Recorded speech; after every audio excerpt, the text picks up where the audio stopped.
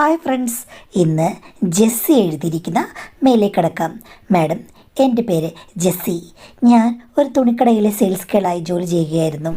അച്ഛനും അമ്മയുമൊക്കെ സാധാരണ ജോലിക്ക് പോകുന്ന ആളുകളാണ്. ഏറ്റവും താഴ്ന്ന സാമ്പത്തികമുള്ളൊരു കുടുംബം. സൗന്ദര്യം മാത്രം ഗുണമുണ്ടായിട്ട് കാര്യമില്ല മാഡം. അത് കണ്ടിട്ട് പലരും പുറകെ നടക്കും. പക്ഷേ കല്യാണം എന്ന് പറയുന്ന ഒരു കാര്യം വരുമ്പോഴേക്കും അവർ ഒഴിവാക്കുകയും ചെയ്യും. ആദ്യം ഞാൻ ഒരാളെ പ്രേമിച്ചിരുന്നു. അവസാനം അങ്ങേർക്ക് മറ്റു പലതുമായിരുന്നു ആവശ്യമെന്ന് എനിക്ക് മനസ്സിലായി കഴിഞ്ഞപ്പോഴേക്കും ഞാൻ പിന്മാറി. തുണിക്കടയിൽ നിൽക്കുമ്പോഴും പല ആൾക്കാരും വന്ന് പലതും എന്നോട് പറയുകയും ചോദിക്കുകയും ഒക്കെ ചെയ്യും. അതൊക്കെ ഒരു സ്പിരിറ്റിലെടുത്ത് ഞാൻ അങ്ങ് മറക്കും. അല്ലാതെ ഒരിക്കലും ആരുടെ കൂടെയെങ്കിലും ഇറങ്ങിപ്പോയി ജീവിക്കാമെന്ന് വിചാരിച്ചില്ല. കല്യാണം വേണ്ടെന്നാണ് ഞാൻ മനസ്സിൽ വിചാരിച്ചത്. അങ്ങനെ ഇരിക്കുമ്പോഴാണ് ഒരു ദിവസം തടിച്ച് വെളുത്ത് ഉരുണ്ട സുന്ദരിയായ ഒരു സ്ത്രീ, ഇത്തിരി പ്രായമുള്ള ആളാണ്, അവർ വന്ന് എന്നോട് കാര്യങ്ങളൊക്കെ ചോദിക്കുന്നത്. സ്ത്രീകളും അങ്ങനെ എന്തെങ്കിലുമൊക്കെ ചോദിക്കാറുണ്ട്. ഞാനപ്പോൾ സ്ത്രീ ആയതുകൊണ്ട് തുറന്നു പറഞ്ഞു, മോളെ, നിൻ്റെ കല്യാണം കഴിഞ്ഞതാണോ? ഞാൻ പറഞ്ഞു, അല്ല ആൻറ്റി. ആ, കല്യാണം കഴിക്കാൻ നിനക്ക് താല്പര്യമില്ലേ? ഞാൻ പറഞ്ഞു, ഓ, എനിക്ക് താല്പര്യമൊന്നുമില്ല. സ്ത്രീധനം കൊടുത്ത് ഇനിയിപ്പോൾ എന്നെ ആര് കല്യാണം കഴിക്കാനാണ്? എൻ്റെ വീട്ടിലാണെങ്കിൽ ഒന്നുമില്ല എന്ന് പറയുകയും ചെയ്തു. അപ്പോൾ വീട്ടിലെ വിവരങ്ങളൊക്കെ അവർ താല്പര്യത്തോടുകൂടി ചോദിച്ചു. അവരുടെ താല്പര്യവും അവരുടെ മുഖശ്രീയും കണ്ടു കഴിഞ്ഞപ്പോഴേക്കും ഞാൻ ഉള്ളത് പറയുകയും ചെയ്തു. ആ, ഓക്കെ മോളെ, എവിടെയാണ് വീട് എന്ന് ചോദിച്ചപ്പോഴേക്കും ഞാൻ എൻ്റെ വീട് ഇവിടെയാണെന്നുള്ള രീതിയിൽ പറയുകയും ചെയ്തു. പക്ഷേ ഞാൻ ആ സംഭവം മറന്നു പോയിരുന്നു. ഒരു ദിവസം ശനിയാഴ്ച വൈകിട്ട് ഞാൻ ഡ്യൂട്ടി കഴിഞ്ഞ് ചെന്നപ്പോൾ അമ്മ എന്നോട് പറഞ്ഞു, എടി, നാളെ നിന്നെ ഒരു കൂട്ടർ കാണാൻ വരുന്നുണ്ട്. ആ, ആരാ അത്? ഇത്രയും നാളുമില്ലാതെ എന്നെ പെണ്ണ് കാണാൻ വരുന്നത് ആരാ എന്ന് ചോദിച്ചു കഴിയുമ്പോഴേക്കും അമ്മ പറഞ്ഞു, അതെനിക്കറിയില്ല എടി, അപ്പുറത്തെ ആൻറ്റിയാണ് പറഞ്ഞത് എന്ന് പറഞ്ഞു. എന്തായാലും ആൻറ്റി കൊണ്ടുവരുന്ന ഒരു ആലോചനയായിരിക്കും എന്ന് വിചാരിച്ച് ഞാനിരുന്നു. പക്ഷേ പിറ്റേ ദിവസമായി കഴിഞ്ഞപ്പോഴേക്കും എന്നെ പെണ്ണ് കാണാൻ വന്നത് കടയിൽ വന്ന ആ ആൻറ്റിയും മകനും കൂടിയായിരുന്നു. മകനെ കാണാൻ വെളുത്ത് തൊടുത്ത് സുന്ദരനാണ്. അവരുടെ ഭർത്താവ് മരിച്ചു പോയതാണ്. അത്യാവശ്യം സാമ്പത്തികമൊക്കെ ഉണ്ട്. മകന് ഗൾഫിൽ ജോലിയാണ്. ഒരു മകളുണ്ട്, കല്യാണം കഴിഞ്ഞ് വേറെ സെറ്റിൽഡാണ്. ആൻറ്റിയും മകനും മാത്രമാണ് വീട്ടിൽ. 2 വർഷത്തിന് മുമ്പാണ് പുള്ളിക്ക് ഗൾഫിൽ ജോലി കിട്ടിയത്. അത് കഴിഞ്ഞ് ലീവിന് വന്നതാണ്. 2-3 പെണ്ണ് കാണാൻ പോയി. പക്ഷേ മകനതൊന്നും ഇഷ്ടപ്പെട്ടില്ല. ഞങ്ങൾ 2 പേരെയും കൂടെ സംസാരിക്കാൻ അവർ അനുവദിച്ചു. അപ്പോൾ ഞാൻ അദ്ദേഹത്തോട് പറഞ്ഞു, ഈ കല്യാണം നടക്കുമെന്ന് എനിക്ക് തോന്നുന്നില്ലെന്ന്. അതെന്താണെന്ന് ചോദിച്ചപ്പോൾ, അല്ല, ഞങ്ങൾക്ക് തരാൻ ഒന്നുമില്ല, പെട്ടെന്ന് കല്യാണം നടത്താനും ഒന്നുമില്ല എന്ന് പറഞ്ഞപ്പോൾ പുള്ളി പറഞ്ഞു, എനിക്ക് തന്നെ ഇഷ്ടപ്പെട്ടു. തനിക്ക് എന്നെ ഇഷ്ടപ്പെടുകയാണെങ്കിൽ ബാക്കിയുള്ള കാര്യങ്ങളൊന്നും നോക്കേണ്ട കാര്യമില്ല, എല്ലാം എൻ്റെ അമ്മ നോക്കിക്കോളെന്ന് പറഞ്ഞു. എനിക്ക് കൂടുതലൊന്നും അന്നേരം പറയാൻ തോന്നിയില്ല.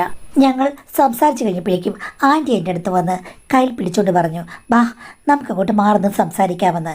എന്നിട്ട് ആൻറ്റി എൻ്റെ മുഖത്തും ചുമലിലുമൊക്കെ ഒന്ന് തലോടിക്കൊണ്ട് പറഞ്ഞു, മോളെ, എനിക്ക് വേണ്ടത് നല്ലൊരു മരുമോളെയാണ്. കാര്യം അവൻ കല്യാണം കഴിക്കാൻ വേണ്ടിയിട്ടാണ് 3 മാസത്തെ ലീവ് എടുത്ത് വന്നത്. ഇപ്പം തന്നെ 25 ദിവസം പോയി. പക്ഷേ നല്ലൊരു പെണ്ണിനെയും കാണാൻ പറ്റിയില്ല. നേരത്തെ തന്നെ ഞാൻ പലരോടും അന്വേഷിച്ച് ഒരു 5-6 പെൺകുട്ടികളെ കണ്ടുവച്ചിരുന്നു.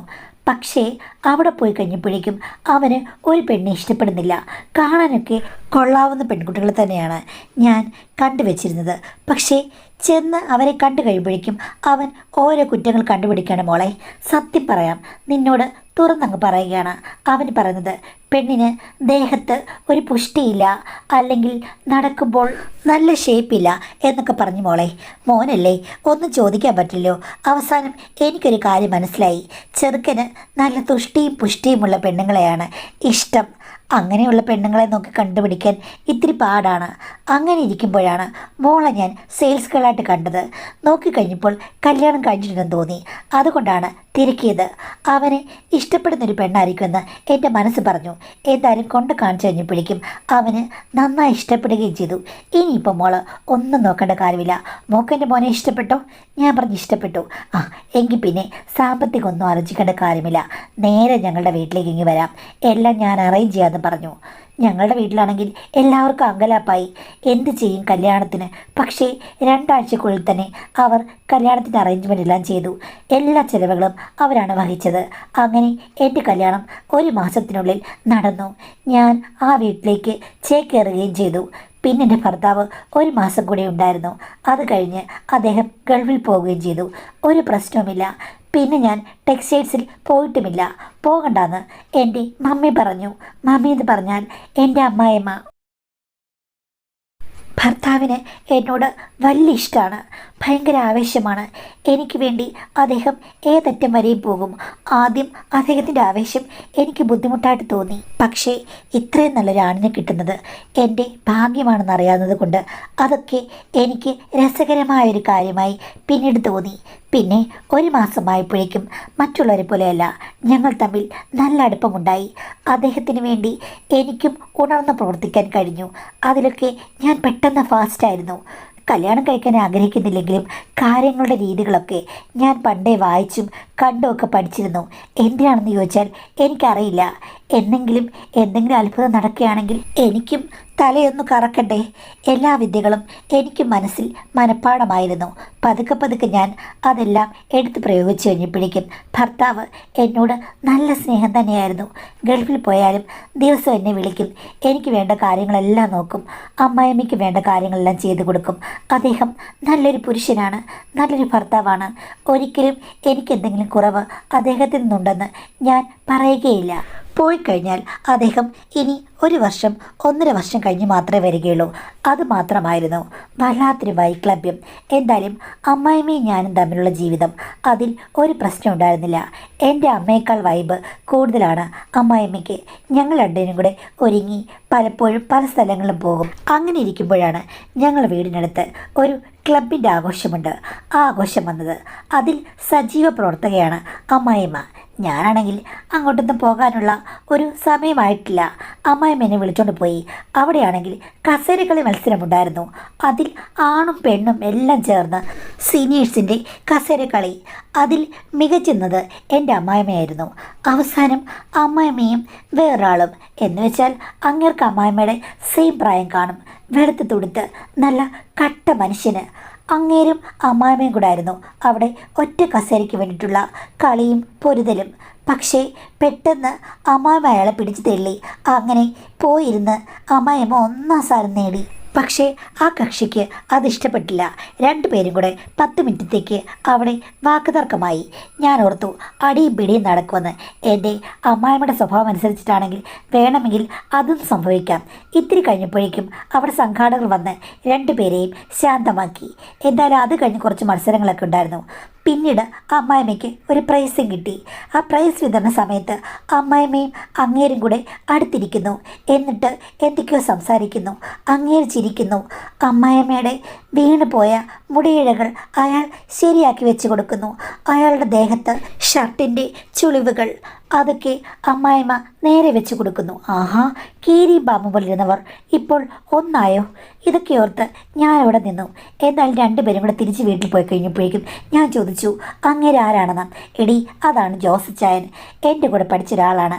അപ്പം എന്തിനാണ് മമ്മി അച്ചായെന്ന് വിളിക്കുന്നത്? എടി, ഞാൻ വിളിക്കുന്നതല്ല, പൊതുവെ അങ്ങനെ വിളിക്കുന്നതുകൊണ്ട് ഞാനങ്ങ് പറഞ്ഞതാണ്. അവനെ ഞാൻ എടാ നീ എന്നൊക്കെയാണ് വിളിക്കുന്നത്. എൻ്റെ കൂടെ പഠിച്ച ആളാണ്. ഞങ്ങൾ തമ്മിൽ അന്നേ ഭയങ്കര ഫ്രണ്ട്ഷിപ്പാണോ അതോ നിങ്ങൾ തമ്മിൽ ലവേഴ്സായിരുന്നെന്ന് ചോദിച്ചു. അതെന്താടി നീ അങ്ങനെ ചോദിച്ചത്? അല്ല, നിങ്ങളുടെ 2 പേരുടെയും പെരുമാറ്റം കണ്ടപ്പോൾ എനിക്കങ്ങനെ ഒരു ഡൗട്ട് തോന്നി. അപ്പം നീ ഞങ്ങളെ ശ്രദ്ധിക്കായിരുന്നല്ലേ? എടി, ഞങ്ങൾ തമ്മിൽ പ്രേമമൊന്നും ആയിരുന്നില്ല. അവൻ പഠിച്ചുകൊണ്ടിരിക്കുന്ന കാലം മുതലേ വലിയ ഹീറോ ആണ്. എല്ലാ പെണ്ണുങ്ങൾക്കും ഒത്തിരി ഇഷ്ടമാണ്. എപ്പോൾ നോക്കിയാലും കുറേ പെണ്ണുങ്ങൾ അവൻ്റെ പുറകെ കാണും. സത്യം പറഞ്ഞാൽ മനസ്സുകൊണ്ട് എനിക്കും ഇഷ്ടമായിരുന്നു. പക്ഷേ അത്രയും പെണ്ണുങ്ങൾക്കിടയിൽ ഞാൻ പോയി കഴിഞ്ഞാൽ അവിടെ എന്ത് ഗുണം? ഒരു ഗുണവുമില്ല. അതുമാത്രമല്ല, ചെറുപ്പം മുതൽ കാണുന്നവരാണ്, ഒന്നിച്ച് പഠിക്കുന്നവരാണ്. അവൻ എനിക്കൊരു പ്രാധാന്യം തന്നില്ല. ഒത്തിരി രാത്രികൾ ഞാൻ ഓർത്തിട്ടുണ്ട്, അയാൾ എൻ്റെ കാമുകനായിരുന്നെങ്കിൽ, എന്നെ കല്യാണം കഴിച്ചിരുന്നെങ്കിൽ. അങ്ങനെയൊക്കെ ഞാൻ ഒത്തിരി വിഡ്ഢി സ്വപ്നങ്ങൾ കണ്ടു. പക്ഷേ അവൻ ഒരിക്കൽ പോലും എന്നോട് അങ്ങനെ പെരുമാറിയിട്ടില്ല. എന്നാലോ നീ ഇപ്പോൾ കണ്ട പോലൊക്കെ തന്നെ അടുത്തിരിക്കുകയും ചുമ്മാ ഇങ്ങനെ തലോടുകയൊക്കെ ചെയ്യും. അത് പക്ഷേ അവൻ എല്ലാ പെണ്ണുങ്ങളോടും അങ്ങനെ കാണിക്കുന്നതാണ്. അവൻ എല്ലാ പെണ്ണുങ്ങളെയും തന്നിലേക്ക് ആകർഷിച്ച് നിർത്താൻ ഇഷ്ടമാണ്. അതിലപ്പുറം അവന് ഇഷ്ടം തോന്നുന്ന, ശരിക്കും അവൻ്റെ കാര്യങ്ങൾക്ക് വേണ്ടി സമീപിക്കുന്ന പെണ്ണുങ്ങൾ ആരാണെന്ന് എനിക്കറിയില്ല. പല സ്ത്രീകളും എന്നോട് പറഞ്ഞിട്ടുണ്ട്, അവനെ കണ്ടിട്ടുണ്ട്, അവനോട് ഇഷ്ടമാണ്, അവരുടെ വീട്ടിൽ ചെന്നിട്ടുണ്ട് എന്നൊക്കെ. ഇവൻ കല്യാണം കഴിക്കുന്നതിന് മുമ്പ് തന്നെ. അപ്പോഴൊക്കെ എനിക്ക് നല്ല അസൂയ തോന്നുമായിരുന്നു. എന്നിട്ട് അമ്മ എന്താ പ്രകടിപ്പിക്കാഞ്ഞത്? ഇഷ്ടപ്പെട്ട ഒരാൾ, എപ്പോഴും സംസാരിക്കുന്ന ആൾ കൈ അകലത്തിലുണ്ട്. ഓ എടി, ആന്ന് പറഞ്ഞാൽ ശരിയാകില്ല. അവന് വേറെ ഇഷ്ടം പോലെ പ്രേമങ്ങളുണ്ടായിരുന്നു. അപ്പോൾ പിന്നെ ഞാനവിടെ ഒരു മത്സരാർത്ഥിയേ അല്ല.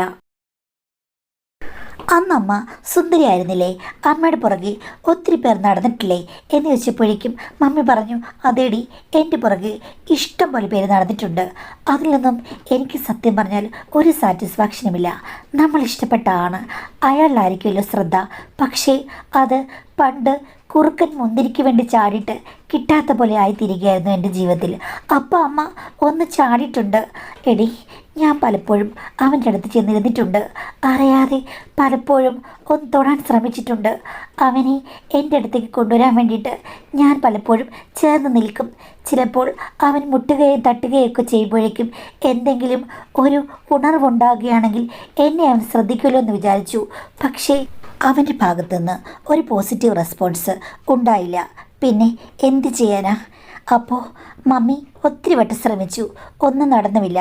അതേടി, പക്ഷേ ഇപ്പോഴത്തെ പെണ്ണുങ്ങൾ ശ്രമിക്കുന്ന പോലെ ഡയറക്റ്റായിട്ട് അങ്ങോട്ട് അതെനിക്ക് പറ്റില്ലായിരുന്നു. കാര്യം ഇപ്പോൾ വീഡിയോ എല്ലാം കണ്ടായിരുന്നെങ്കിൽ ഞാൻ ട്രൈ ചെയ്തേനെ. പക്ഷേ അന്ന് വീഡിയോ ഒന്നും ഇല്ലല്ലോ, അതുകൊണ്ട് ഒന്നും നടന്നുമില്ല. എന്നിട്ട് പിന്നെ എന്ത് സംഭവിച്ചമ്മേ? അത് പിന്നെ അവൻ എവിടേക്ക് പോയി പഠിച്ച് വിദേശത്ത് പോയി. അവിടെയായിരുന്നു കുറേ നാളൊക്കെ. പിന്നെ നാട്ടിൽ വന്ന് കല്യാണം കഴിച്ചു. അപ്പോൾ എന്നെ വിളിച്ചിരുന്നു. പിന്നെയും വിദേശത്ത് പോയി. ഭാര്യ വിദേശത്തായിരുന്നു. ഇപ്പോൾ കുറച്ച് നാളായുള്ളൂ മോളെ ഇവിടെ ഒന്ന് സെറ്റിലായിട്ട്. പിന്നെ കഴിഞ്ഞ വർഷം ഭാര്യയുമായിട്ട് എന്തോ അഭിപ്രായ വ്യത്യാസം ഉണ്ടായിട്ട് അവളിപ്പോൾ ഇവിടെ ഇല്ല. അവളും വിദേശത്ത് ജോലിയായിരുന്നു. മക്കളുടെ കൂടെ മറ്റോ അവൾ വിദേശത്തേക്ക് പോയിരിക്കുകയാണെന്നാണ് തോന്നുന്നത്. ഇപ്പോൾ അവൻ തനിയേ ഉള്ളൂ. അപ്പോൾ പിന്നെ അർമാദിച്ചങ്ങ് നടക്കുകയാണ്. ജിമ്മിലും ബ്യൂട്ടി പാർലറിലും ഒക്കെ പതിവായിട്ട് പോകും. എന്തിനാ പറഞ്ഞത്? ഇപ്പോഴത്തെ കാലത്ത് പെൺപിള്ളേർക്ക് പോലും അവനെ ഇഷ്ടമാണ്. അല്ലെങ്കിലും ഇപ്പോഴത്തെ പെണ്ണുങ്ങൾക്ക് ഇത്തിരി മുതിർന്ന ആണുങ്ങളോട് നല്ല അട്രാക്ഷൻ ഉണ്ടല്ലോ. അതൊക്കെ മമ്മിക്ക് എങ്ങനെ അറിയാം?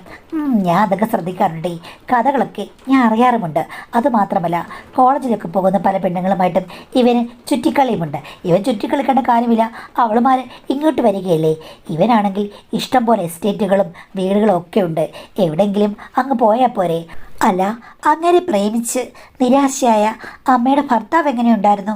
നല്ല ഉശിരി മനുഷ്യനായിരുന്നു. മമ്മി പ്രതീക്ഷിച്ച പോലെ തന്നെയായിരുന്നു. ഓ എൻ്റെ പൊന്നുമോളെ, സിംഗപ്പൂരായിരുന്നു അങ്ങർക്ക് ജോലി. അങ്ങനെ വന്ന് കണ്ടു കഴിഞ്ഞപ്പോഴേക്കും എനിക്ക് അത്ര വലിയ ഇമ്പ്രഷനൊന്നും തോന്നിയില്ല. പിന്നെ വീട്ടുകാരുടെ നിർബന്ധം, ജോലി, പണം, അതൊക്കെ കൊണ്ട് ഞാൻ വിവാഹ ജീവിതത്തിലേക്ക് അങ്ങ് കടന്നു. എന്നാലും പ്രേമിച്ച പുരുഷനൊന്നും ഞാൻ മറന്നിട്ടില്ല. പിന്നെ ഭർത്താവുമായിട്ട് അഡ്ജസ്റ്റ് ചെയ്ത് പോയി. വഴക്കുണ്ടാക്കാനൊന്നും ഞാൻ പോയിട്ടില്ല. അദ്ദേഹത്തിൻ്റെ ഇഷ്ടങ്ങൾക്കനുസരിച്ച് നിന്നു. ഭാഗ്യത്തിന് എന്നെ ശല്യപ്പെടുത്തുന്ന വലിയ പ്രവർത്തനങ്ങളൊന്നും അദ്ദേഹത്തിൻ്റെ ഭാഗത്തുനിന്നും ഉണ്ടായിട്ടില്ല. ആവേശം വളരെ കുറവ്. അങ്ങനെ 2 കുട്ടികളുമുണ്ടായി. അദ്ദേഹം സിംഗപ്പൂരിലും ഞാൻ നാട്ടിലുമായിരുന്നു. കുട്ടികളെ വളർത്തി ഞാൻ ജീവിച്ചു. പലപ്പോഴും വരുമ്പോൾ സ്നേഹം തന്നെ. അതിൽ കൂടുതൽ എനിക്ക് ഒന്നും പറയാനില്ല. ഹാർട്ട് അറ്റാക്കിൻ്റെ രൂപത്തിൽ അദ്ദേഹം പോയപ്പോഴും എനിക്ക് സത്യം പറഞ്ഞാൽ വിദേശത്തോ മറ്റോ എൻ്റെ ഭർത്താവ് വർക്ക് ചെയ്യുകയാണെന്നാണ് തോന്നുന്നത്. ഇപ്പോഴും അങ്ങനെയൊക്കെ തന്നെയാണ്. അതിൽ കൂടുതൽ എനിക്ക് ഒന്നുമില്ല മോളെ. പിന്നെ അദ്ദേഹത്തെ നന്ദിയോടുകൂടി മാത്രമേ സ്മരിക്കാൻ പറ്റുകയുള്ളൂ. സാമ്പത്തികമായ സുരക്ഷിതത്വം തന്നു. ഇപ്പോൾ അല്ലലും അലച്ചിലും ഒന്നുമില്ലാതെ കഴിയുന്നത് അദ്ദേഹത്തിനോട് ജീവിച്ചതുകൊണ്ട് തന്നെയാണ്. പക്ഷേ അതിന് പകരം നീ പറഞ്ഞ എൻ്റെ കാമകൻ്റെ കൂടെ കല്യാണമോ മറ്റോ കഴിച്ച് ഞാൻ പോയിരുന്നെങ്കിൽ തീർച്ചയായിട്ടും അടിനാശം വെള്ളപ്പൊക്കം ഉണ്ടായിനി.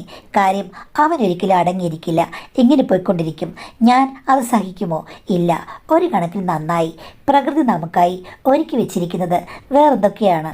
അല്ല, ഭർത്താവ് ചെറുപ്രായത്തിൽ മരിച്ചു പോയല്ലോ. അത് കഴിഞ്ഞിട്ട് മമ്മിക്ക് ആരോടും താല്പര്യം തോന്നിയില്ലേ? രണ്ടാമതൊരു കല്യാണത്തിന് തോന്നിയില്ലേ? ഏയ്, എനിക്കങ്ങനെ തോന്നിയില്ല. എൻ്റെ ജീവിതം എന്ന് പറയുമ്പോഴേക്കും അലമാരയിലിരിക്കുന്ന ഡിന്നർ സെറ്റ് പോലെയാണ്. വർഷം മുഴുവനും അതവിടെ വെറുതെ ഇരിക്കും. ചില വിശേഷാവസരങ്ങളിൽ മാത്രം അതിഥികൾ വരുമ്പോൾ പുറത്തെടുക്കും. അന്ന് മാത്രമേ അതിന് യൂസ് ഉള്ളൂ എന്ന് പറഞ്ഞതുപോലെയാണ്. ഭർത്താവ് വരുമ്പോൾ മാത്രമാണ് ഞാൻ ലൈവായി ജീവിക്കുന്നത്. അത് കഴിയുമ്പോൾ പിന്നെയും സമാധി അവസ്ഥയിലേക്ക് പോകും. അപ്പോൾ പിന്നെ ഞാനത് മോഹിക്കാനാണ്. അങ്ങനൊരു ശീലമായതുകൊണ്ട് ഞാനും ഉറഞ്ഞുകൂടിയിരുന്നു മോളെ. പക്ഷേ നിന്റെ പ്രായത്തിൽ നിന്നേക്കാൾ മിടിക്കായിരുന്നു ഞാൻ. ഇത്രയും സൗന്ദര്യമുള്ള നീ അയ്യോ കല്യാണമൊന്നും വേണ്ട എന്നൊക്കെ പറഞ്ഞ് ഒരു തുണിക്കടയിൽ ജോലി ചെയ്ത് നിന്റെ ജീവിതം നീ നശിപ്പിച്ചതുപോലൊന്നും ഞാൻ നശിപ്പിക്കില്ല. കിട്ടുന്ന കാര്യങ്ങൾക്ക് ഞാൻ പെട്ടെന്ന് തന്നെ അഡ്ജസ്റ്റ് ചെയ്യുന്ന ആളായിരുന്നു എന്ന് പറഞ്ഞു. മമ്മിയുടെ സൗന്ദര്യമല്ലോ എൻ്റേത്. മമ്മിക്ക് നല്ല സ്വത്തൊക്കെ ഇല്ലേ വീട്ടിൽ? അതൊക്കെയുണ്ട്, എന്നാലും പെണ്ണിൻ്റെ മിടുക്ക് സ്വത്തിലല്ല മോളെ, പൊത്തിലാണ് എന്ന് പറഞ്ഞ് അമ്മായിമ്മ എന്നെ ഒന്ന് നുള്ളി. ഇവരിത്തിരി കേമിയാണല്ലോ എന്ന് ഞാൻ മനസ്സിൽ വിചാരിച്ചു. അല്ലമ്മേ, എന്തിനാണ് വെറുതെ ഇപ്പം ജോസഫ് ചാൻ്റെ അടുത്തിരുന്ന് അങ്ങേരെ ഷർട്ട് പിടിക്കാനും അല്ലെങ്കിൽ തലമുടി തഴുകാനും പോയത്? നാട്ടുകാർ കണ്ടു കഴിഞ്ഞാൽ എന്ത് വിചാരിക്കും? അങ്ങനെക്കുറിച്ച് നല്ല പേരുദോഷമുണ്ടെന്നല്ലേ പറഞ്ഞത്? മമ്മി ഇപ്പോഴും ട്രൈ ചെയ്ത് നോക്കുകയാണോ? ഓ, ട്രൈ ചെയ്തിട്ടൊന്നും കാര്യമില്ല മോളെ എന്ന് പറഞ്ഞപ്പോൾ ഞാൻ പറഞ്ഞു, അമ്മ ഇനിയിപ്പോൾ ട്രൈ ചെയ്ത് കഴിഞ്ഞ് കഴിഞ്ഞാൽ അമ്മയ്ക്ക് കറക്റ്റായിട്ട് കാര്യങ്ങൾ നടക്കും. ഒന്ന് പോടി. അവൻ്റെ അടുത്ത് നിന്ന് കഴിഞ്ഞാൽ അവൻ പണ്ടത്തെ പോലെ എന്നെ റിജക്റ്റ് ചെയ്യുകയാണെന്നുണ്ടെങ്കിൽ എനിക്കത് വല്ലാത്ത വിഷമാകും. ഞാനപ്പോൾ അമ്മായിമ്മയുടെ കണ്ണി നോക്കിയിട്ട് ചോദിച്ചു, അമ്മയ്ക്ക് ഇനി രംഗത്തിന് താല്പര്യമുണ്ടെങ്കിൽ അമ്മ ജസ്റ്റ് എന്നെ മരുമോളാണെന്ന് പറഞ്ഞ് ഒന്ന് പരിചയപ്പെടുത്തിയാൽ മതി. ഞാനിനി ബാക്കി കാര്യങ്ങളെല്ലാം ശരിയാക്കി തരാം. ഒന്ന് പോടി, നിനക്ക് അതിനുള്ള കഴിവൊന്നുമില്ല. ആര് പറഞ്ഞു? ഞാൻ ഇനിയിപ്പോൾ റെഡിയാക്കാം. പിന്നെ കല്യാണം വേണ്ടെന്ന് പറഞ്ഞ് ഞാൻ അവിടെ കടയിൽ ജോലി ചെയ്തത് അതെൻ്റെ സിറ്റുവേഷൻ ഓർത്തിട്ടാണ്. ഈ കാര്യത്തിൽ മമ്മി ഞാൻ സഹായിക്കും, മമ്മിക്ക് കൂട്ടു നിൽക്കും. ആരും അറിയില്ല, മമ്മിയുടെ മോനും അറിയില്ല, മമ്മിയുടെ മോളും അറിയില്ല. നമ്മൾ രണ്ടുപേരും മാത്രം. മമ്മിക്ക് ഞാൻ കട്ട സപ്പോർട്ടാണ്. എന്തെങ്കിലുമൊക്കെ ഇഷ്ടപ്പെട്ട കാര്യങ്ങൾ നടക്കണ്ടേ മമ്മി? ഉള്ളതാണോടി നീ പറയുന്നത്? പിന്നല്ലാതെ വെറുതെ നിന്ന് എന്നെ കണ്ടിഷ്ടപ്പെട്ട് കല്യാണ ചിലവ് പോലും നടത്തി മമ്മി എൻ്റെ കല്യാണം നടത്തി. അപ്പോൾ പിന്നെ മമ്മിക്ക് തിരിച്ചൊരു ഉപകാരം. നീ ട്രൈ ചെയ്യേ. ഞാനാണെന്നറിഞ്ഞാൽ അവൻ വരില്ല. വരുമോ ഇല്ലയോ എന്നുള്ളത് രണ്ടാമത്തെ കാര്യമല്ലേ. ആദ്യം എന്നെ പരിചയപ്പെടുത്താൻ പറഞ്ഞു. എന്തായാലും കടയിൽ പോയപ്പോൾ പുള്ളി ഒരു ദിവസം കണ്ടപ്പോൾ മമ്മി പരിചയപ്പെടുത്തി. ആഹാ, മരുമോൾ സുന്ദരിയാണല്ലോ എന്ന് പറഞ്ഞപ്പോൾ എനിക്ക് തോന്നി ഇങ്ങനെ ഞാനൊന്ന് വളച്ചാൽ പെട്ടെന്ന് വളയും. എനിക്ക് വേണ്ട, പക്ഷേ എന്നാലും വളയ്ക്കേണ്ട പോലെ വളച്ചു കഴിഞ്ഞാൽ ഇങ്ങേർ വളഞ്ഞ വഴിക്ക് തന്നെ വരും എന്നോർത്തു. അങ്ങനെ ഞാൻ അവിടെ വെച്ച് കൂടുതൽ സംസാരിച്ചു. സോഷ്യൽ മീഡിയയിലൊക്കെ ഉണ്ടോ എന്നൊക്കെ ചോദിച്ച് പ്രൊഫൈലും ഒക്കെ വാങ്ങി അവിടെ വെച്ച് തന്നെ ഫേസ്ബുക്കിലും ഇൻസ്റ്റാഗ്രാമിലും ഒക്കെ റീക്വസ്റ്റ് അയച്ചു. പുള്ളി അവിടെ നിന്ന് അക്സെപ്റ്റ് ചെയ്യുകയും ചെയ്തു. പുള്ളിക്ക് ഒത്തിരി അക്സെപ്റ്റിങ്ങിന് വന്ന് കിടക്കുകയാണത്രേ. എന്തായാലും അത് കാര്യമായി. ഇൻസ്റ്റാഗ്രാം നോക്കിക്കഴിഞ്ഞപ്പോൾ ഞാൻ ഞെട്ടിപ്പോയി. ദൈവമേ, ഇതാരാ? ഹോളിവുഡ് നടനോ? സൂപ്പറായിട്ട് ബോഡി ബിൽഡ് ചെയ്ത് വെച്ചിട്ടുണ്ട് അദ്ദേഹം. ആ പിക്ചേഴ്സൊക്കെ ഞാൻ അമ്മായിമ്മയെ കാണിച്ചു. എടി, ഇത് നടക്കില്ല. കാര്യം ചിലപ്പോൾ അവൻ നിന്നെ കണ്ടു വീണേക്കും. എന്തായാലും എൻ്റെ അടുത്ത് വരില്ല, എനിക്ക് ഇത്ര പ്രായമായില്ലേ. ഞാനാണെങ്കിൽ സൗന്ദര്യത്തിലും ഒന്നിനും ശ്രദ്ധിക്കുന്നില്ല. മമ്മി ഒന്ന് ചുമ്മാതിരിക്കെ. ഇവിടെ ഞാൻ വല വീശി കഴിഞ്ഞാൽ ആ വലയിൽ എല്ലാം വീഴും, പരുന്തും വീഴും, തത്തയും വീഴും എന്ന് പറഞ്ഞു. നീ നോക്ക്, അവസാനം നിനക്ക് നടക്കും, എനിക്ക് നടക്കില്ല എന്നുള്ള അവസ്ഥയായിരിക്കില്ലെന്ന്. മമ്മി എന്തേ പറഞ്ഞത്? മമ്മിയുടെ മോൻ്റെ ഭാര്യയല്ലേ ഞാൻ, മമ്മിക്ക് വേണ്ടിയല്ലേ ഞാൻ അധ്വാനിക്കുന്നത്, അല്ലാതെ അങ്ങേരുമായിട്ട് എനിക്കെന്ത് ബന്ധം? അപ്പോൾ മമ്മി പറഞ്ഞു, എടി നിനക്കുണ്ടെങ്കിൽ എനിക്ക് പ്രശ്നമില്ല, എനിക്ക് എൻ്റെ സ്വപ്നം നടന്നാൽ മതി. കല്യാണമൊന്നും കഴിക്കാൻ എനിക്ക് താല്പര്യമില്ല മോളെ. കാര്യങ്ങൾ നന്നായി പോകണം. അതിന് കൂട്ടത്തിൽ നീയും എൻ്റെ കൂടെ ഒരുമിച്ച് വള്ളം തുഴഞ്ഞാൽ നമുക്കെന്താടി ഒരു പങ്കായം പോരെ എന്ന് ചോദിച്ച് മമ്മി എന്നെ നുള്ളി. അമ്പടി കേമി, എന്ത് കാര്യത്തിൽ അഡ്ജസ്റ്റബിൾ ആകുന്നൊരു അമ്മായിമ്മയോ? എങ്കിൽ പിന്നെ കുളത്തിലിറങ്ങി നീരത്താമര ഞാൻ പറിക്കും. ഞാൻ ചില ചൂണ്ടക്കൊളുത്തുകളൊക്കെ ഇട്ടുകൊടുത്തു. പുള്ളി ഒരു ദിവസം എന്നോട് ഡയറക്റ്റായിട്ട് ചോദിച്ചു, നിനക്ക് താല്പര്യമുണ്ടോ എന്ന്. ഞാൻ പറഞ്ഞു, താല്പര്യമുണ്ട്, പക്ഷേ അത് നടക്കണമെന്നുണ്ടെങ്കിൽ എനിക്കൊരു നിബന്ധനയുണ്ട്. എന്ത് നിബന്ധന എന്ന് ചോദിച്ചു കഴിഞ്ഞപ്പോഴേക്കും ഞാൻ പറഞ്ഞു, എൻ്റെ അമ്മായിമ്മ വർഷങ്ങളായിട്ട് നിങ്ങളെ പ്രേമിച്ച് കാത്തിരിക്കുകയാണ്. പണ്ട് കാലത്ത് ഒത്തിരി ട്രൈ ചെയ്തു മമ്മി. ആ സമയത്തൊന്നും നിങ്ങൾ തിരിഞ്ഞുപോലും നോക്കിയില്ല. മമ്മിക്ക് അതിൻ്റെ വിഷമം നന്നായിട്ടുണ്ട്. അവൾ അങ്ങനെയൊക്കെ പറഞ്ഞു. ഞങ്ങൾ തമ്മിൽ നല്ല ഫ്രണ്ട്സ് ആയിരുന്നല്ലോ. അവൾ എവിടെ ട്രൈ ചെയ്തു? എനിക്ക് ഒരു ഓർമ്മയുമില്ല. മമ്മിക്ക് ട്രൈ ചെയ്യാൻ അറിയാവുന്നത് അന്നത്തെ കാലത്ത് പരിമിതമായ സാഹചര്യമാണല്ലോ. പ്രകടിപ്പിച്ചതൊന്നും നിങ്ങൾക്ക് മനസ്സിലായി കാണില്ല. അന്നും ഉണ്ടായിരുന്നല്ലോ കൂടെ ഒത്തിരി പെണ്ണുങ്ങൾ. മമ്മി എന്നോട് പറഞ്ഞു, ആഹാ അവൾ അങ്ങനെയൊക്കെ പറഞ്ഞു. ഞാൻ പറഞ്ഞു, പക്ഷേ ഇപ്പോഴും മമ്മി ഈ അടുത്ത സമയത്ത് കസേര കളിച്ചപ്പോൾ അടുത്തിരുന്ന് സ്വാതന്ത്ര്യപ്പെടുത്തിയത് ഓർമ്മയില്ലേ? അത് പിന്നെ അവൾ എൻ്റെ ഫ്രണ്ടല്ലേ എന്നാലും വേറൊരാളുടെ മനസ്സിൽ ആഗ്രഹമുണ്ടെങ്കിൽ അത് മനസ്സിലാക്കാൻ പറ്റാത്ത നിങ്ങളും എങ്ങനെയാണ് ഇത്രയും പെണ്ണുങ്ങളുടെ കൂടെ ചാടി നടക്കുന്നത്? നിങ്ങളുടെ ഭാര്യ പോലും പിണങ്ങിപ്പോയില്ലേ എന്നൊക്കെ പറഞ്ഞ് ഞാൻ അവിടെ ചോദിച്ചു. അപ്പോൾ പുള്ളി പറഞ്ഞു, ശരിക്കും നീ എന്നെ പറ്റിയിട്ട് എല്ലാം പുറകെ നടന്ന് പഠിക്കായിരുന്നു എന്ന്. അത് ഞാൻ പഠിച്ചൊന്നുമല്ല, ഇത് അമ്മയാണ് എന്നോട് പറഞ്ഞത്. അപ്പം നിൻ്റെ അമ്മായിയമ്മ പണ്ടോട്ട് എന്നെ നിരീക്ഷിക്കുന്നുണ്ടല്ലേ? എടി സത്യം പറയാം, പണ്ടേ സൗന്ദര്യമുള്ളത് കൊണ്ടും ഇതേപോലെ ബോഡി ബിൽഡിംഗ് ഉള്ളത് കൊണ്ടും എനിക്ക് അങ്ങോട്ട് കയറി ആരോടും ഒന്നും പറയേണ്ട ഒരവസ്ഥ വന്നിട്ടില്ല. എല്ലാം ഇങ്ങോട്ട് വരികയാണ്. ഇപ്പോൾ ഈ പ്രായത്തിൽ പോലും നീ ഇങ്ങോട്ടല്ലേ വന്നത്? ഞാൻ പറഞ്ഞത് കറക്റ്റാണ്. സൗന്ദര്യമുള്ളവർക്ക് അങ്ങനെ പല കാര്യങ്ങളും ചോദിക്കാതെ നടക്കും. ഇപ്പോൾ ഞാൻ കാര്യം പറഞ്ഞല്ലോ, പറ്റുമോ ഇല്ലയോ? അച്ചായൻ പറയാൻ പറഞ്ഞു. അപ്പോൾ അച്ചായൻ എൻ്റെ മുഖത്ത് നോക്കിയിട്ട് പറഞ്ഞു, ശരി, നിൻ്റെ അമ്മായിയമ്മ എൻ്റെ ഫ്രണ്ടാണല്ലോ, അവളെൻ്റെ മുഖത്ത് നോക്കി ഇത് പറഞ്ഞിരുന്നെങ്കിൽ പണ്ടേ കാര്യങ്ങൾ നടക്കില്ലായിരുന്നു. അതെന്താ അവൾ പറയാതിരുന്നത്? ഇത്രയും പ്രകടിപ്പിച്ചിട്ടും നിങ്ങൾക്കൊന്നും മനസ്സിലായില്ലല്ലോ. നിരാശയായിട്ടാണ് എൻ്റെ അമ്മായിമ്മ വേറെ കല്യാണം കഴിച്ചത്. അത് കഴിഞ്ഞ ശേഷം നിങ്ങളെങ്ങോ പോയല്ലോ എന്ന് ഞാൻ പറഞ്ഞു. കാര്യങ്ങളൊക്കെ റെഡിയാക്കാം മോളെന്ന് പറഞ്ഞു കഴിഞ്ഞപ്പോഴേക്കും ഞാൻ പോയി അമ്മായിമ്മയോട് പറഞ്ഞു. അന്ന് അമ്മായിമ്മയുടെ സന്തോഷം ഒന്ന് കാണേണ്ടതായിരുന്നു. അടുത്ത ദിവസം തന്നെ ഒരു 4 മണിയായപ്പോഴാണ് പുള്ളിക്കാരൻ വന്നത്. അപ്രതീക്ഷിതമായി വന്നു. ടൈം കിട്ടിയപ്പോൾ വന്നതാണ്. ഞാൻ സ്വീകരിച്ചിരുത്തി കാപ്പി കൊടുത്തു. അമ്മായിമ്മ ഓടിപ്പോയി കുളിച്ച് റെഡിയായി വന്നു. 2 പേരെയും സന്തോഷത്തോടെ ഞാൻ അറവാതിൽ വരെ അനുഗമിച്ചു. 2 പേരും പിന്നീട് 3 മണിക്കൂർ കഴിഞ്ഞിട്ടാണ് പുറത്തിറങ്ങിയത്. ഇടയ്ക്ക് പല ജോലികളും ചെയ്യുമ്പോൾ ഞാൻ അതിനു മുന്നിൽ കൂടി അങ്ങോട്ടും ഇങ്ങോട്ടൊക്കെ നടക്കും. ആ സമയത്ത് പലപ്പോഴും പഞ്ചവാദ്യമേളം ഞാൻ കേട്ടു. എന്നാലും 3 മണിക്കൂർ അതൊരിക്കലും ഞാൻ പ്രതീക്ഷിച്ചില്ല. 3 മണിക്കൂർ കഴിഞ്ഞ് വന്നു കഴിഞ്ഞപ്പോഴേക്കും പുള്ളി പെട്ടെന്ന് ടാറ്റ പറഞ്ഞങ്ങ് പോയി. അമ്മായിമ്മ വന്ന് എൻ്റെ ദേഹത്തേക്ക് ചാരുന്നിട്ടും, വയ്യ മോളെ, 1 ഇഞ്ച് വയ്യ, അമ്മയ്ക്ക് അങ്ങോട്ടും ഇങ്ങോട്ടും നടക്കാൻ വയ്യ. ഞാൻ പറഞ്ഞു, നിങ്ങളും പ്രായമായ സമയത്തും എന്നെ കൂടെ ഒന്ന് പറയിപ്പിക്കരുത്. വൈകുന്നേരമായി കഴിഞ്ഞപ്പോഴേക്കും എന്നോട് പറയുകയാണ്, എടി മുറിവെണ്ണ വല്ലതും കിട്ടുമോ? ഞാൻ എന്താ നിങ്ങളുടെ കാലുളിക്കുകയോ? അപ്പോൾ അമ്മായിമ്മ എൻ്റെ ചെവിയിൽ വേറൊരു കാര്യം ഉളുക്കിയെന്ന് പറഞ്ഞു. അത് കേട്ട് കഴിഞ്ഞപ്പോഴേക്കും ഞാൻ കുലുങ്ങിച്ചിരിച്ചു. യഥാർത്ഥത്തിൽ അവർക്ക് ചില സ്ഥാനമാന പ്രശ്നങ്ങൾ ഉണ്ടായിരുന്നു.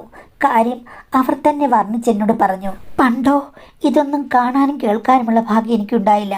ഇപ്പോഴെങ്കിലും ഉണ്ടായില്ലോടി, നിൻ്റെ കൈ ഇങ്ങോട്ട് താ, ഞാനൊന്ന് മുത്തട്ടെ എന്ന് പറഞ്ഞു. അപ്പോഴേക്കും അവരുടെ വർണ്ണനകൾ അതിരി കടന്നു. അതുമാത്രമല്ല, അങ്ങേർക്ക് വീഡിയോ എടുക്കുന്ന ഒരു ശീലമുണ്ട്. ഇത്തിരി കഴിയുമ്പോൾ വീഡിയോ അയച്ചു തരാമെന്ന് പറഞ്ഞു. അയച്ച വീഡിയോ കണ്ടപ്പോൾ ഞാനും ഞെട്ടിപ്പോയി. എനിക്കും എന്തൊക്കെയോ പ്രശ്നങ്ങൾ മനസ്സിലുണ്ടായി. ഒരു കണക്കിന് നോക്കുമ്പോൾ ഒരു സ്ത്രീക്ക് സ്നേഹമുള്ള ഭർത്താവും പിന്നെ ഇതുപോലുള്ളൊരു കാമുകനും അത്യാവശ്യമാണെന്ന് എനിക്ക് തോന്നി. കാര്യം വീഡിയോ കണ്ടപ്പോഴാണ് എനിക്ക് എല്ലാം പിടികിട്ടിയത്. അമ്മായിമ്മയ്ക്ക് പിന്നെ അതിൽ ഒരെതിർപ്പുമില്ലായിരുന്നു. അവൻ വരുന്നതിന് മുമ്പ് തന്നെ ഇവിടെ എല്ലാ കാര്യങ്ങളും നീറ്റും ക്ലിയറുമാക്കി വെക്കണം എന്ന് പറഞ്ഞു. ഓക്കെ അമ്മയെന്ന് പറഞ്ഞ് ഞങ്ങൾ അമ്മായിമ്മയും മരുമകളും കൂടെ അവിടെ ഒരേ സമാന്തരമായ റെയിൽപാതയിലൂടെ കുതിച്ചു പായുകയായിരുന്നു. ഒരു പ്രശ്നവും ഉണ്ടായില്ല. പക്ഷേ അക്കടി പറ്റിയത് അമ്മായിമ്മയ്ക്കാണ്. പുള്ളിക്കാരി പറഞ്ഞത് 2 കുട്ടികൾ കഴിഞ്ഞപ്പോഴേക്കും എല്ലാം സ്റ്റോപ്പ് ചെയ്യുമെന്നാണ്. പക്ഷേ അങ്ങനെ ആയിരുന്നില്ല മാഡം, അവർ മറന്നുപോയതാണ്. അതുകൊണ്ട് തന്നെ പുള്ളിക്കാരിക്കാണ് അക്കടി പറ്റിയത്. ഞങ്ങൾ 2 പേരും കൂടി ഞെട്ടിപ്പോയി. പിന്നെ ജോസച്ചായൻ ഞങ്ങൾക്ക് സഹായമായി നിന്നു. ഇത് നേരത്തെ പറയണ്ടെന്ന് ചോദിച്ചു. എൻ്റെ കാര്യത്തിൽ എല്ലാം നോക്കിയും കണ്ടുമായിരുന്നു. അതുകൊണ്ട് പ്രശ്നങ്ങളില്ല. അമ്മായിമ്മ പക്ഷേ ഓവർ കോൺഫിഡൻസ് ഉണ്ടായി. സ്വന്തം ഹിസ്റ്ററി തന്നെ മറന്നതുകൊണ്ടാണ് ഇങ്ങനെ ഉണ്ടായത്. ഒഴിവാക്കി കഴിഞ്ഞപ്പോൾ ഇപ്പോൾ വല്ലാത്ത ക്ഷീണവും പ്രശ്നങ്ങളും ഒക്കെയാണ്. മാഡം, ഇത് കഴിഞ്ഞ ശേഷം എത്ര മാസത്തെ റെസ്റ്റ് വേണം? എത്ര നാൾ കൊണ്ട് ആരോഗ്യം വീണ്ടെടുക്കാൻ പറ്റും എന്നാണ് ചോദ്യം. അത് നമുക്ക് ഒരു 3 മാസം എന്ന് പറയാം. 6 മാസമൊക്കെ ആകുമ്പോഴേക്കും ആരോഗ്യം തിരിച്ചു വരും. പക്ഷേ പ്രായമുള്ള ആളുകളാകുമ്പോഴേക്കും എന്തെങ്കിലും കോംപ്ലിക്കേഷൻസ് ഒക്കെ ഉണ്ടാകുകയാണെങ്കിൽ അത് കുറച്ച് ബുദ്ധിമുട്ടാകും. എന്തായാലും ഇത്തരം അബദ്ധങ്ങൾ പറ്റാതിരിക്കാൻ വേണ്ടി ശ്രമിക്കുക. ഈ പറഞ്ഞ കഥയിലെ കാര്യങ്ങളോടൊന്നും നമുക്ക് അനുകൂലമല്ലെങ്കിലും ആരോഗ്യപരമായ കാര്യങ്ങൾ എപ്പോഴും ശ്രദ്ധിക്കുക. നമ്മൾ എന്ത് ചെയ്യുമ്പോഴും നമ്മളുടെ ഹെൽത്താണല്ലോ ഏറ്റവും കൂടുതൽ അഫക്റ്റ് ആകുന്നത്. അപ്പോൾ അത്തരം കാര്യങ്ങളിൽ നല്ല ശ്രദ്ധ ഉണ്ടായിട്ട് മാത്രം മതി കൈവിട്ട ഓരോരോ ഊഞ്ഞാലാട്ടങ്ങൾ.